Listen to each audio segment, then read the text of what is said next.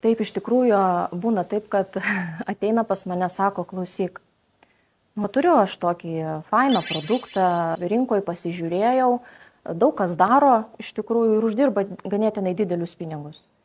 Sako, man tai nesiseka, aš tai kažkodėl neuždirbu. Bet tai klausyk žmogau, kaip tu gali uždirbti pinigus iš produkto ar paslaugos, jeigu tu pats netiki tuo, ką tu darai. Tam, kad parduoti savo paslaugą, produktą, tu turi būti numeris 1 fanas, tu turi naudoti savo paslaugom. Ką tai reiškia, jeigu aš užsiimu dvasinę veiklą, tai tas praktikas aš turiu pats ir naudoti. Turiu jas išbandyti, turiu perleisti per savo kūną, per savo patirtį. Jeigu aš siurblius pardavinėju, tai tas siurblys pas mane turi stovėti namuose ir aš turiu juo naudotis ir kaifuoti, kad aš siurbliuoju kambarius. Tavo darbuotojai lygiai taip pat turi būti fanai ir turi naudotis tavo paslaugomis arba produktais. Ypatingai, jeigu tai yra pardavėjai.